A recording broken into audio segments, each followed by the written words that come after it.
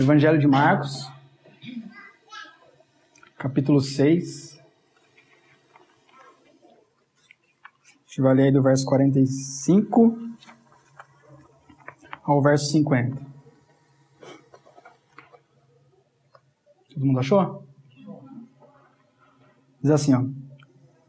Logo a seguir, compeliu Jesus os seus discípulos a embarcar e passar adiante para o outro lado, a Betsaida, enquanto ele despedia a multidão.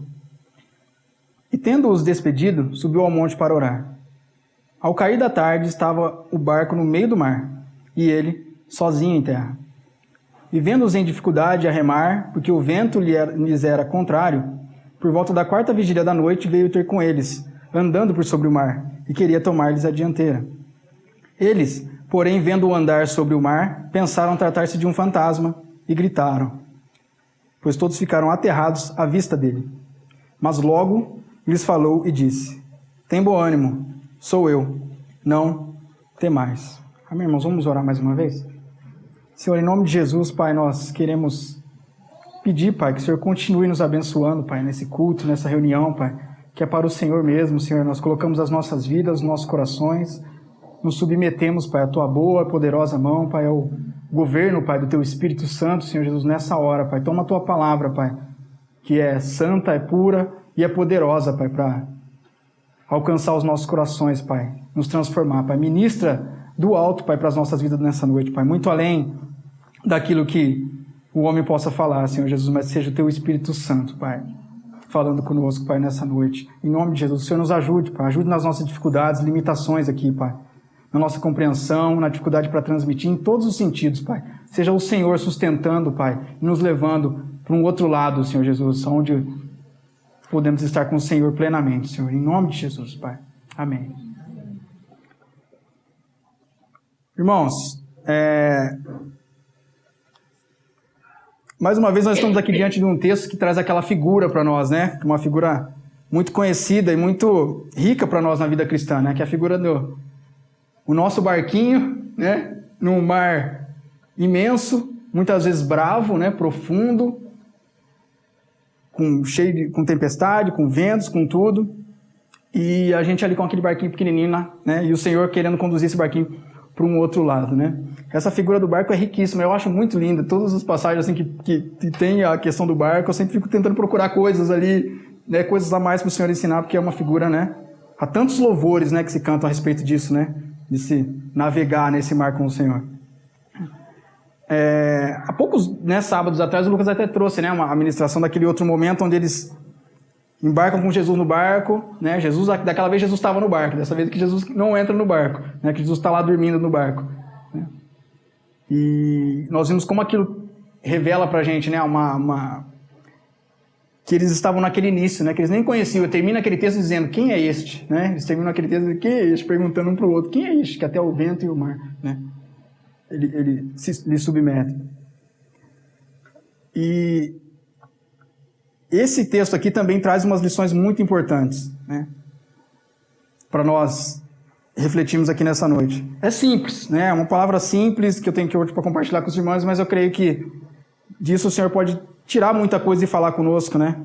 Falar muitas coisas conosco. Então, mais uma vez eu convido para os irmãos aí a levantar a âncora, desatar aí o barquinho do leme para a gente navegar aqui por esse texto e tentar ver o que a gente pode aprender aqui, né? E tirar daqui de lição para a nossa vida, desse momento aqui que os discípulos viveram com o Senhor, né? Vamos começar, irmãos. O versículo 45 diz o seguinte, logo a seguir compeliu Jesus os seus discípulos a embarcar e passar adiante para outro lado, a Betsaida, enquanto ele despedia a multidão. Bom, diz aí que logo a seguir, né, depois que aconteceu ali a multiplicação dos pães, né, se a gente vem lendo corrido, diz aí que Jesus compeliu, né, diz aí, compeliu Jesus os seus discípulos a embarcar e passar adiante para o outro lado.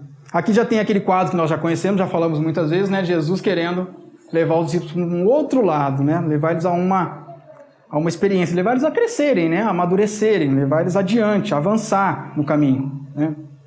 E Marcos aqui usa uma palavra interessante, diz aí que ele, né, compeliu Jesus os discípulos. Você sabe o que significa compeliu? Quem sabe aí o que significa compeliu? Ele compeliu os discípulos, né? Impôs, exatamente. Ele obrigou, né? Constrangeu os discípulos a irem, né? Tem um termo até mais escrito dessa palavra que é empurrou, né? Que ele foi ali, né? Teve que ser, empurrou eles ali. Isso mostra o quê? Essa palavra que compeliu os discípulos a ir para o outro lado, né? Olhando, né, na ótica de Jesus, mostra que aquilo para Jesus era muito importante, né? Muito importante. Aquilo era para ele, né? Muito importante. Não tinha escolha ali para os discípulos, né? Como o Saulo disse, ele obriga, né? É uma ordem, é um imperativo para todos nós na vida cristã. Esse, né? Compelido por Jesus para ir para o outro lado, né? Não tem estagnação, né? Não tem. É um empurrãozinho do Senhor ali, né? Jesus compele, né? Uma versão que diz obrigou. Obrigou. Isso mostra, né, como era importante para Jesus ali aquele trabalhar, aquilo que Jesus ia operar ali na vida deles, né? Obriga eles a ir, né? Como a gente já estava dizendo, é um imperativo, né, para nós na carreira cristã esse ir para o outro lado. O Senhor tem que, às vezes, obrigar mesmo, né? Porque, às vezes, por nós mesmos, a gente estagna, né? E o Senhor, às vezes, precisa dar um empurrão, né? Precisa ali obrigar, precisa compelir, né? No verso 46 e 47, diz assim... Jesus compele lá os discípulos e aí diz assim, e tendo-os despedido, né, compeliu, despediu eles, e diz assim, subiu ao monte para orar. Ao cair da tarde estava o barco no meio do mar e ele, né, Jesus, sozinho em terra. Diz aí então que Jesus compele, envia os discípulos para passar para o outro lado ali, sozinhos, né? Aqui a gente consegue ver que Jesus não entra nesse barco, né? Jesus faz o que aqui? Sobe ao monte para orar. Jesus vai para o monte orar e os discípulos, ele envia os discípulos ali. Aqui tem uma questão interessante, né? Talvez, olhando ali, imaginando as nossas vidas e no meio que a gente vive hoje, quando a gente às vezes é muito espiritual, né? Ligado nos montes de oração, ver Jesus indo para o monte orar e me mandando entrar num barco, né? Ao cair da tarde, né? Escurecendo para ir para um outro lado, não é muito atraente. É melhor ir com Jesus para o monte orar, ainda mais se você é muito espiritual, assim, com certeza. Para alguns deve ter sido pior ainda, né? Assim, às vezes o Senhor quer que a gente esteja no barco, né, no mar, para passar para esse outro lado. E às vezes a gente só quer o momento ali espiritual, só a experiência mística com o Senhor, né, que também tem o seu lugar e o seu valor, mas às vezes, né, a experiência que a gente precisa passar na nossa vida que é só com o barco no mar. Jesus precisou ali compelir eles e enviar eles ali. E diz também aí um outro fator interessante para a gente construir o cenário. Diz que no começo do versículo 47 que ao cair da tarde. Quando começa toda essa história aqui? Né? Ao cair da tarde. Estava ali escurecendo, né? No entardecer. Né? E aí diz que ao cair da tarde estava Jesus no meio do barco. Estava o barco no meio do mar. Né? E Jesus lá sozinho em terra. Né? Aqui, mais ou menos, né, João coloca uma característica lá para essa distância que eles estavam. Né? Mais ou menos 25 a 30 estádios, que significa mais ou menos 4,5 km. Eles estavam já longe ali. Ao cair da tarde eles já estavam no meio do mar. Já tinham andado 4,5 km daquela distância. Na verdade é o lago, né? É o Mar da Galileia, Lago de Genezaré. E eles iam atravessar de uma margem para outra ali. Bom, isso é para a gente ir montando esse cenário na nossa cabeça, né? O verso 48, a gente vai analisar ele por parte, aqui que tem muita lição para a gente aprender, né? E observar. Diz assim que, e vendo-os em dificuldade a remar, porque o vento lhes era contrário, por volta da 4ª vigília da noite, veio ter com eles, andando por sobre o mar, e queria tomar-lhes a dianteira. Bom, vamos lá por parte. Diz aí no começo que vendo-os em dificuldade a remar. Então, né, eles foram enviados, estão lá, já aqui, segundo a palavra, no meio do mar, lá no barco, Jesus lá no monte orando, né? E aí diz a palavra aqui, e vendo-os em dificuldade a remar. Tem uma questão interessante já para a gente observar aqui, né? Diz que eles estavam lá, eles estão mais ou menos, pelo menos aqui, segundo 4,5 km de distância. E estava entardecendo, já estava escurecendo. Mas diz aí a palavra no começo do verso 48 que vendo-os em dificuldade. Né?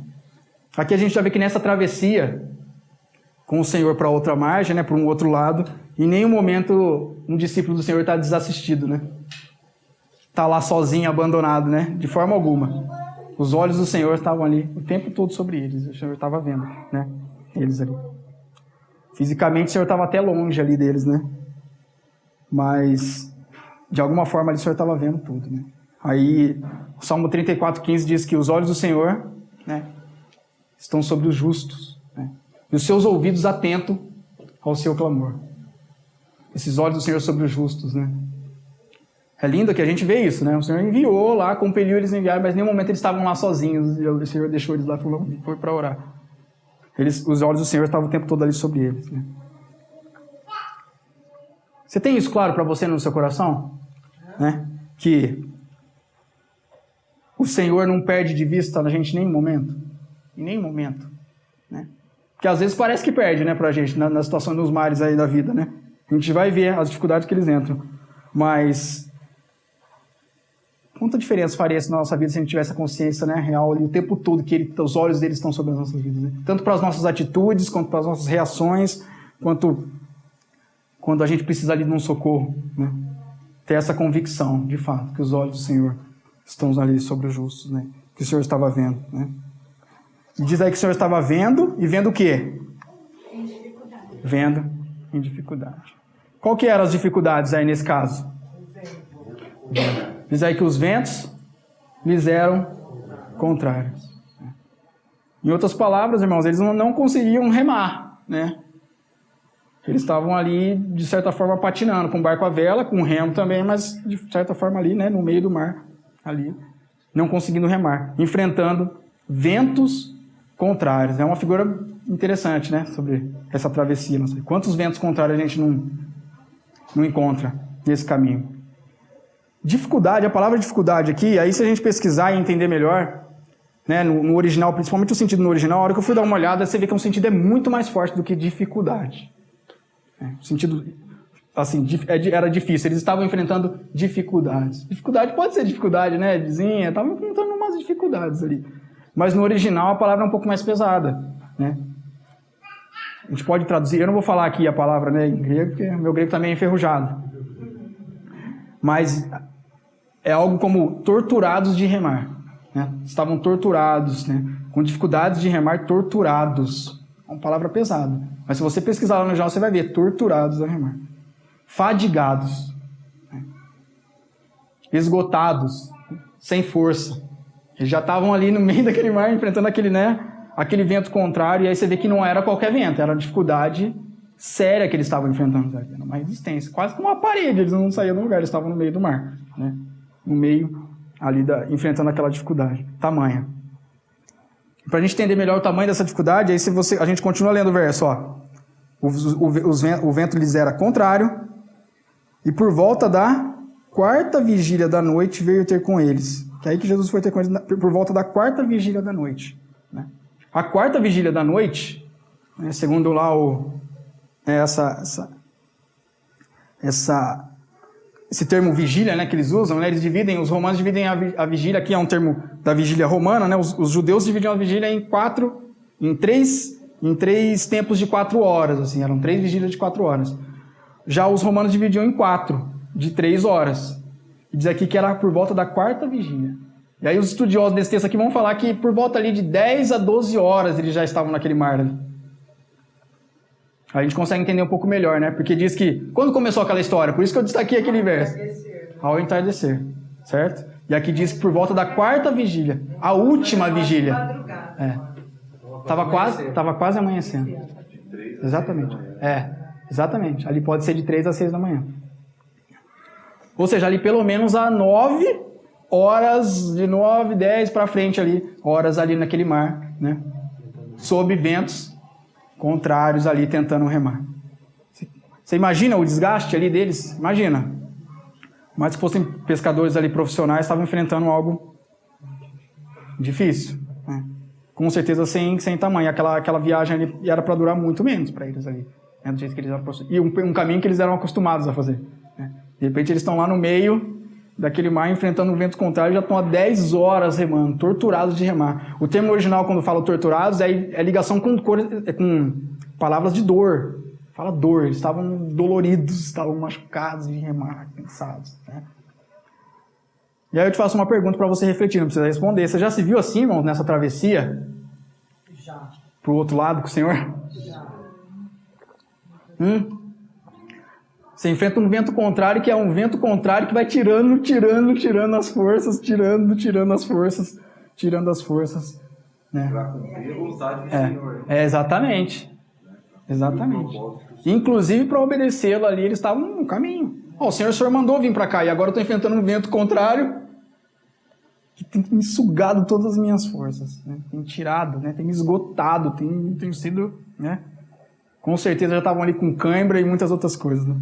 Não sei se você já teve a oportunidade de remar, né, em alguma coisa. Já. Mas se você não é um profissional do remo, meu irmão, é difícil. 10 horas, eu não imagino, né, que seja 9, 10 horas aí remar. Né? Imagina o desgaste. Bom, diz aí que, então, né, depois nessa quarta vigília, né, por volta da quarta vigília da noite, veio ter com eles... Né? Jesus vem ali ter com eles. Né? E aqui a gente monta um quadro lindo, né? Olhando para essa questão do tempo. Eles entraram no entardecer e agora estava amanhecendo. Né? E aí Jesus vem andando sobre o mar.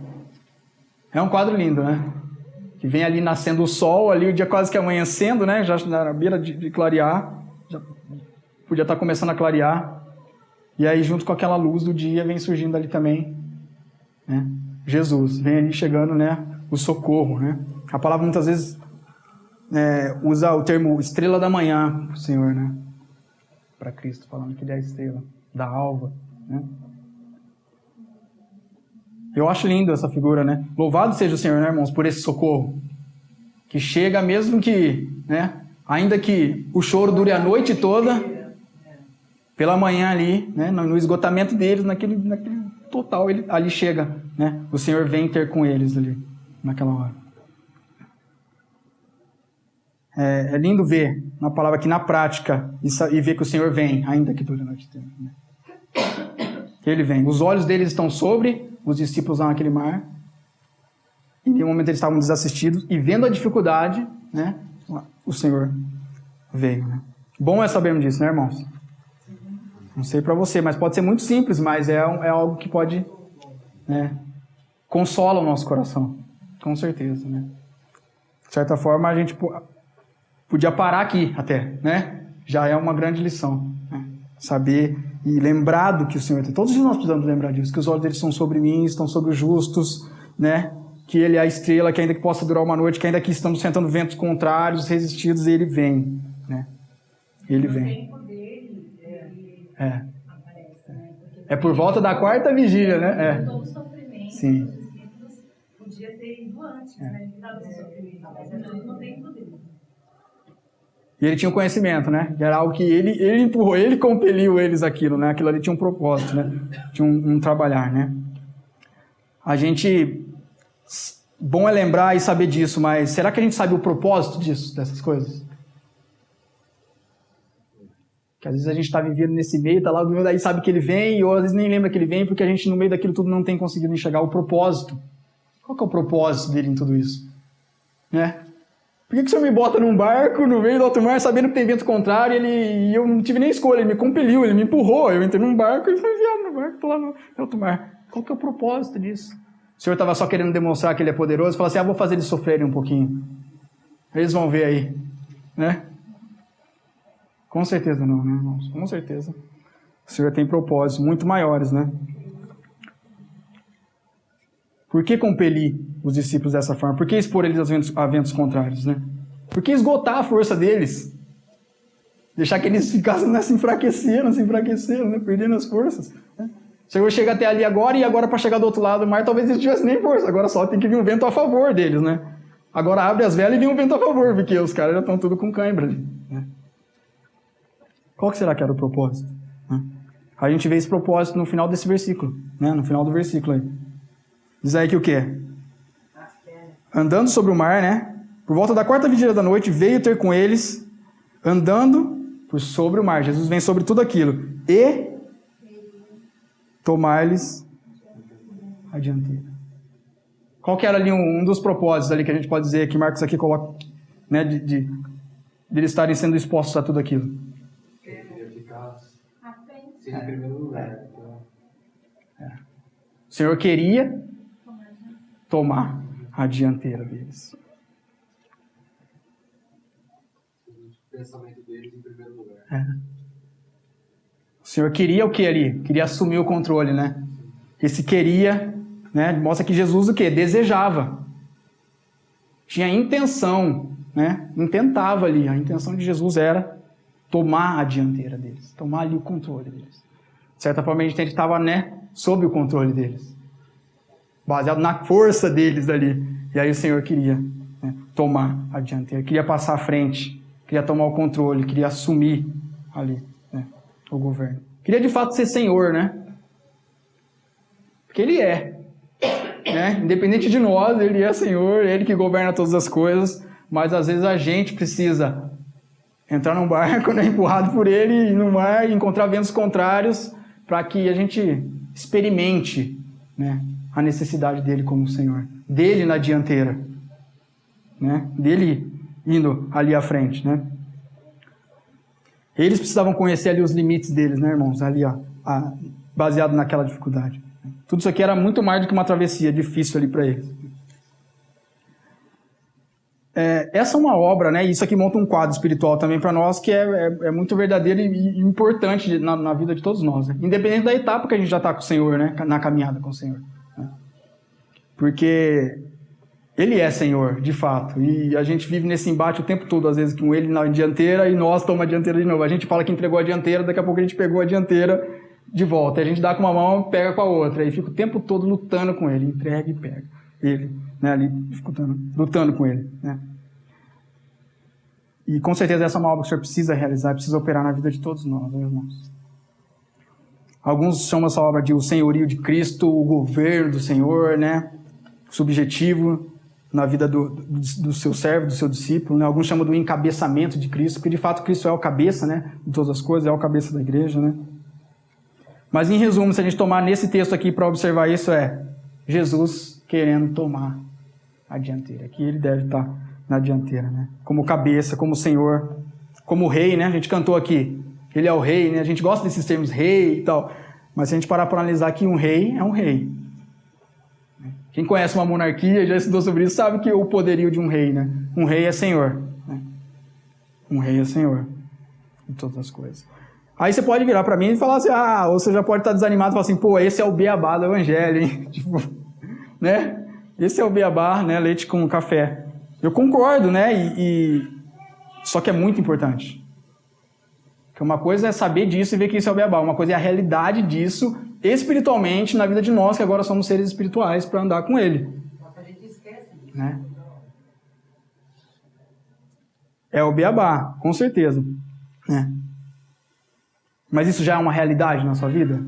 De fato? Né? Ou continua sendo? Às vezes começou, né? Aceito Jesus como meu Senhor e Salvador. É aquela oração mecânica, automática, né? Entrou no barco. Entrou no barco. E agora o comando do barco? Agora a dianteira do barco? Às vezes a gente entrou no barco e acha que já está, não, ele só pôs eu no barco, aí agora ele vai atrás assoprando. Às vezes não acho que é assim, né? Jesus vai atrás assoprando para o vento ir, eu abro as velas e vai. Um mar de rosas. Muito pelo contrário, né? Bom, vamos pensar refletir um pouquinho sobre isso. Né? Vamos pensar corporativamente, né? Como corpo, como igreja. O Senhor tem sido o cabeça? Como igreja, que eu uso entre aspas, né? Disso que a gente vê hoje como igreja, que leva o nome do Senhor, né? Como instituição, e a igreja, né? Esse corpo, essa coisa, né? O corpo mesmo, mas com todas as suas vertentes aí, as suas ramificações, né? Os seus membros. Será que ele tem sido Senhor? Quando você olha para a igreja aí no geral e o testemunho, por exemplo, igreja brasileira, né? Hoje a gente pode dizer que tem 50 milhões de cristãos no Brasil. Essa é a média. Era 40 um tempo atrás, agora já é 50. E você olha assim, você vê as coisas, você olha lá para as notícias, você olha para as coisas que saem a respeito desse povo, o testemunho desse povo, você olha e você vê assim, um barco e Jesus na dianteira? Não. É claro assim? Será que é claro para nós, né? Jesus nem aparece. É só para a gente refletir, né? Você consegue vê-lo por aí na dianteira? Naquilo que se fala nos púlpitos, né? Na palavra, naquilo que se canta, né? Será que ele é o Senhor? Aquilo que se canta hoje para ele mesmo, né? Hoje em dia, muitas canções se canta para si mesmo, né? E na obra do Senhor? Será que ele está na dianteira? Nos serviços, quando a gente está ali servindo o Senhor, a gente está fazendo na nossa força, na nossa carne, está nascendo em nós, ou será que é ele na dianteira, no comando de todas as coisas? Indo à frente ali. Né? Realmente governando, sendo o Senhor. Ele é Senhor. Né? Mas diz aqui que ele queria tomar. Não falou que ele ia chegar lá, Jesus chegou e falou, daqui, a dianteira é minha. Né? Ou ele queria roubar, ou eu queria pegar de alguma forma. Senão ele não precisaria nem ter botado eles no barco. Né? Não, diz que Jesus queria. Jesus queria. E o Senhor quer, com certeza, tomar a nossa dianteira e ir à frente e ser Senhor. Mas, se a gente acha que ele pode ficar do lado, né? Ou aquele que fica soprando, ou aquele... Senhor, rema aí também, então, junto. Não, com certeza não. Nesse barco, ou ele está dentro como o cabeça, o Senhor, ou ele está fora. Né? Com certeza. Ele é Senhor, né? A igreja verdadeira do corpo. Né? Uma das coisas que me chamou a atenção no contato que nós tivemos lá com os irmãos da maturidade, primeiro um CDzinho que o Lucas me passou, umas antigas que ele tinha ido lá numa conferência, né? O irmão Mário, né? Que eu ouvi aquele áudio e depois pude conhecer ele lá na conferência, ver lá pessoalmente. Era a forma com que eles falavam do Senhor. E na própria pregação que ele tinha naquele anunciava, era a forma como ele se referia ao Senhor. Tanto pregando quanto falando. Era um Senhor, tão Senhor, assim, ele falava assim, irmãos, vamos aqui compartilhar uma palavra sobre o nosso Senhor, o nosso Senhor, o nosso Senhor. Mas era um nosso Senhor que era tão carregado de submissão, assim, sabe? Você via um senhorio, assim, um servo falando uma reverência. Tão raro nos nossos dias, você vê um temor daquele, assim, um Senhor, né? Ele pisando em ovos ali para falar da palavra, ele estava falando sobre cânticos e falando que é o meu amado, mais do que outro amado, usando aqueles termos lá do texto. Mas aquilo era uma realidade tão clara para ele, assim, você vê que era tão profundo, né? Ele falava assim, o nosso Senhor, irmãos, o nosso Senhor, né? O nosso Senhor é assim, o nosso Senhor é o nosso amado. E ele falou, aquilo enchia os meus olhos, meu coração. Eu falei, nossa. Eu vi que a minha experiência talvez não era tão Senhor, assim, né? Só pelo falar ali, claro que não é só isso, né? Mas, de certa forma, acaba sendo uma referência. Você vê assim, olha como que é o Senhor. Como que o Senhor pode estar no meio de irmãos, às vezes ali coletivamente, estando à frente. Tem seus problemas, suas dificuldades, as mesmas coisas, mas você vê o Senhor na dianteira, assim, né? É bom olhar para a vida de um irmão e ver o Senhor na dianteira. Né? Lá em cima tem uma expressão interessante quando diz que eles estavam no meio do mar. Né? A gente entende também que eles não estavam ali no começo, né? Entrou no barco e estão ali, começaram a remar, tal. Já estavam lá, né, de certa forma, no meio do mar. Isso também para nós, né, na caminhada. Às vezes a gente já começou bem, né? Começou bem, começou ele como Senhor. Aceitei como Senhor e Salvador, submeti tudo, mudei tudo, vendi tudo, consagrei tudo. Radical, né? Me converti radicalmente. E lá na frente, em algum momento, eu começo a tomar a dianteira de novo, né? Vou ali tomando atitudes que vai ali, né? Entristecendo o governo do Senhor, o Espírito, né? Às vezes esse é o nosso caso, que o Senhor retome a dianteira, né, irmãos? Nós realmente entregamos novamente para Ele a dianteira, né? Pessoalmente também, né, irmãos? Podemos, como eu usei aqui uma ilustração do irmão falando, mas é porque você via mais do que falar, até na pregação e em tudo que ele estava fazendo, o senhorio. Mas muitas vezes a gente fala Senhor como, aceitei como Senhor e Salvador, Jesus é o meu Senhor. Vamos na obra do Senhor, fazer para o Senhor, é o Senhor, mas às vezes é só de boca. Às vezes é só da boca para fora. Às vezes é um costume. Né? De nenhuma forma isso para nós deve ser algo religioso, né? Religioso, ali, virar automático. Deve ser uma realidade espiritual no nosso coração. Ele é Senhor, Ele é a dianteira. É Ele que comanda. Né? Isso teria um peso muito grande nas nossas atitudes, nas nossas reações, na nossa vida, nas nossas decisões. Né? Se esse for uma realidade espiritual na nossa vida. Né? Agora, vou perguntar, é fácil esse processo todo, onde ele assume a dianteira? Diz que ele ia tomar a dianteira ali, né? Assume. Esse tomar mostra que tem uma... Não está na mão dele, né? Está em outro e ele vai tomar. É fácil esse processo? Não. Por que será, hein? Falta de fé. Porque é falta de fé. Mas a nossa natureza, a gente olha, a gente vê que a gente é duro ali, né? Não solta o remo por nada ali, o controle da coisa, né? A gente é independente por natureza, né? Não, eu vou. Se submete uma coisa, daqui a pouco do resto já está tomando as decisões por você mesmo. Autossuficientes, né? Achando que é autossuficiente. Né? Aí a gente entende porque é necessário ali o compelir, né? Os ventos contrários. Jesus intercedendo lá no monte. Né? Interessante essa figura, né? Eles estão lá passando por aquela dificuldade. Jesus queria tomar a dianteira. Jesus sabia que ia ter que tomar a dianteira em algum momento daquele barco, a qualquer momento. Mas Jesus estava lá no monte, né? Como o nosso sumo sacerdote, o intercessor, intercedendo. Essa não é uma obra simples de acontecer na vida do cristão. Posso falar muito fácil. Senhor Jesus. Mas isso pode não ser uma realidade espiritual na minha vida. Ou isso pode ter deixado de ser uma realidade, né? Na nossa vida. É uma obra ali espiritual que está acontecendo. Jesus está lá intercedendo, né? Eles precisaram passar pelo compelir, pelos ventos contrários, por Jesus lá, e Jesus lá intercedendo no monte, né? E serem levados, né, irmãos, até o fim das forças ali naturais deles, carnais deles. Precisavam ser enfraquecidos de alguma forma, né? Precisavam ali perder o controle, entregar o controle, né? De alguma forma. Agora, esse processo, como não é fácil, como nós dissemos, também, às vezes, né, nos assusta, né?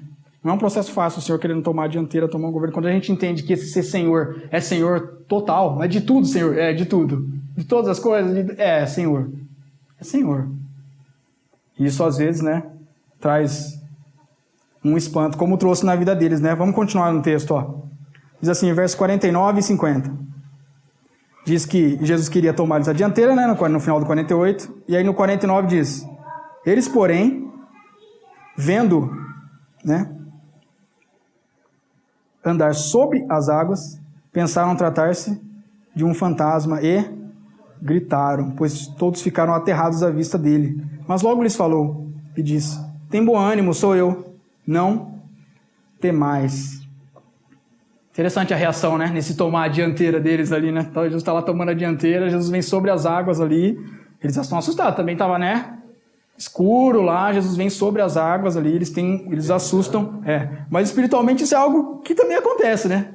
A hora que a gente vê o Senhor querendo ser Senhor, né? Que Ele cresça e que eu diminua, que Ele vai governar, que Ele vai ir à frente agora, né? Diz aí que eles gritaram, e muitas vezes eu gritei nessa história, nesse processo.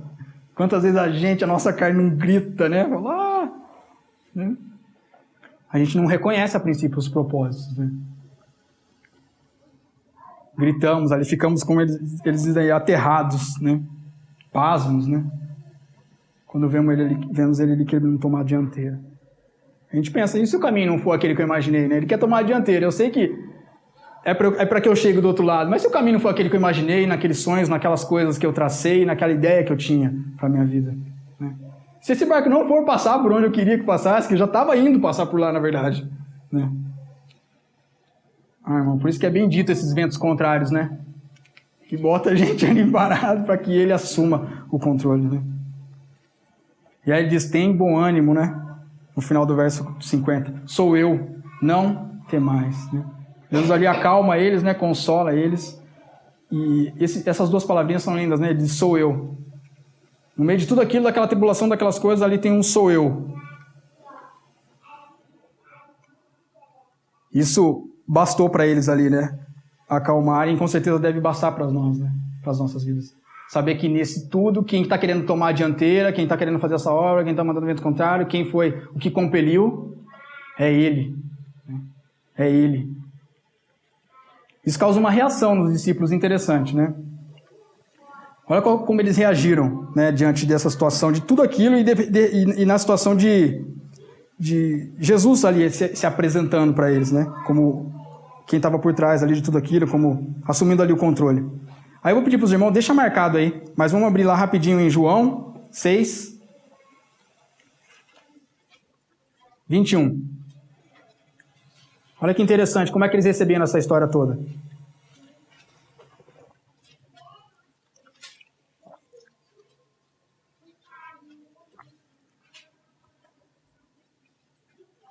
Todo mundo achou? Diz assim, ó. Então, eles, os discípulos, né? De bom grado o receberam. E logo o barco chegou ao seu destino. A mesma passagem que a gente está vendo no mesmo contexto. Né? É lindo, né? De bom grado o receberam. Como é que será que a gente receberia? Não pensa fácil não, pensa no contexto. Né? 9, 10 horas remando. Ele que mandou. Né? Desesperado. Quarta vigília da noite. Eu recebia tipo dando uma olhada num relógio assim, né? Tomada dianteira. Como receber ele assumindo a dianteira. A gente não vê aqueles questionando, né? Culpando ele. Pô, o senhor mandou pra você, viu o que o senhor fez? O senhor mandou bem na hora que tem vento contrário. A gente não vê isso. A gente não vê eles questionando o atraso, né? Entre aspas. No tempo dele. Ele veio, mas foi no tempo dele. A quarta vigília, né? Quando você não aguenta mais. Quando ele estava enfraquecido. Receber ele tomando a dianteira.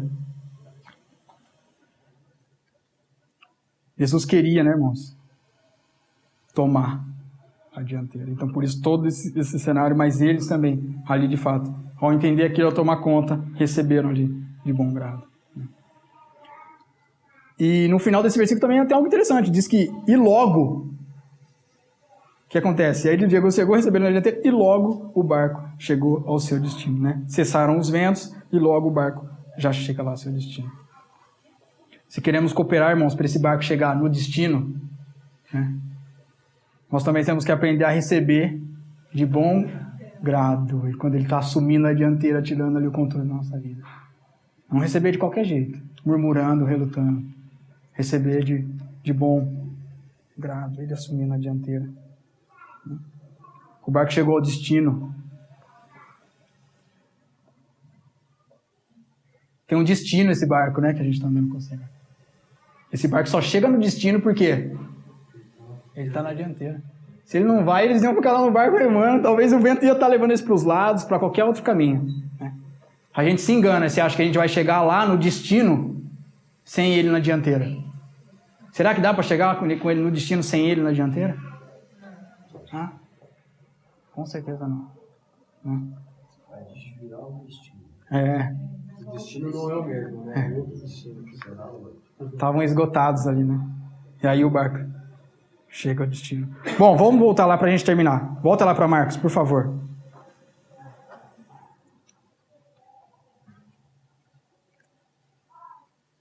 Versos 51 e 52. Diz assim: E subiu para o barco para estar com eles, e o vento cessou. Ficaram entre si atônitos, porque não haviam compreendido o milagre dos pães, antes o seu coração estava endurecido. Lá nós vemos, naquele outro texto lá em João, a ótica dos discípulos, né, recebendo de bom grado o Senhor ali. Aqui a gente vê já um pouco pelo lado de Jesus, Marcos coloca. Né? Marcos coloca lá em cima que veio ter com eles, que Jesus queria, mostra ali os sentimentos de Jesus, né, que Jesus queria estar com eles. E aqui mostra, no 51 diz que ele subiu para o barco para estar com eles. Em nenhum momento em todo aquele processo era da vontade do Senhor ficar longe dos seus discípulos, como não ficou, como nós vimos. Mas aqui a gente vê que o Senhor tinha um propósito ali naquelas coisas, né? De estar com eles no barco, estar junto, estar unido a eles, né? Mas não de qualquer jeito. Na dianteira. Na dianteira. Jesus subiu para o barco para estar com eles, para estar junto com eles. Com certeza o Senhor é o maior desejo do Senhor estar junto conosco, né? Unidos a nós em espírito, mas como o Senhor. Aqui era agora, muita gente olha para essas passagens, para esse barco, como a igreja no geral, né? Jesus, o Senhor, e a igreja ali navegando também, como um barco navegando aí no meio do mundo. Né? E se a gente quer que Jesus suba nesse barco, né, de todo o corpo, ele não sobe nesse barco para remar, para nada, ele sobe para ser o rei, para governar, para ser aquele que está na dianteira, para ser cabeça, quando a gente fala de corpo, né? Como o cabeça do corpo. Como precisamos, né, irmão, desses ventos aí nesse processo todo. Diz assim que depois que, no 52, que eles não haviam compreendido o milagre dos pães. Antes o seu coração estava endurecido. Qual era o problema geral ali da história toda? né? Se a gente olhar agora um diagnóstico, de repente no final do texto aqui tem um raio-x dos discípulos, né? A gente pode fazer um exame aqui. Por que compelir? Por que empurrar? Por que ter que falar? Por quê? O coração deles estava duro. Aquele vento contrário era para quê, irmãos? Fisicamente, né? A gente não, é um processo que, né, não cabe. Um vento quebrando uma dureza, um coração, né, uma pedra, você imagina? Não. Mas espiritualmente essa é uma realidade. É aquele martelo de carne, aquelas pontinhas assim. Esse deixa o bifinho mais... Deixa amassar. Diz aí que o coração dele estava endurecido, irmão.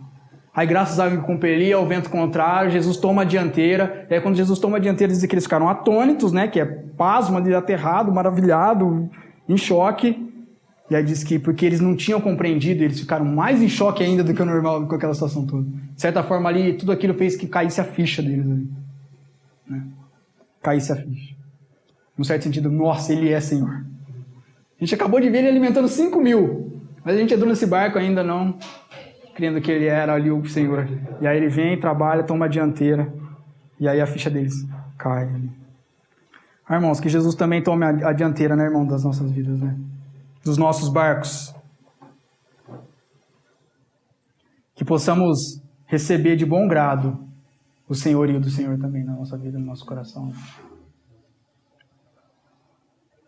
Que, como a gente disse até aqui, né, que não seja pelo que a gente fala, pelo nosso proclamar, mas seja de fato, de verdade, uma realidade espiritual, né? Que a gente busque isso também, né? Submeta a mão que trata. Amém? Amém. Amém. Vamos orar.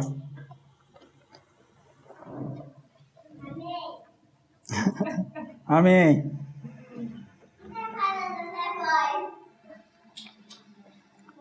Senhor, a minha oração, Pai, é que o Senhor nos ajude, Pai, em todo esse trabalhar do Senhor, Pai, esse processo, Pai, que o Teu Espírito Santo, Pai, seja aquele soprando, Pai, e falando ao nosso coração o tempo todo, Pai, continuamente, que o Senhor é o Senhor, Pai.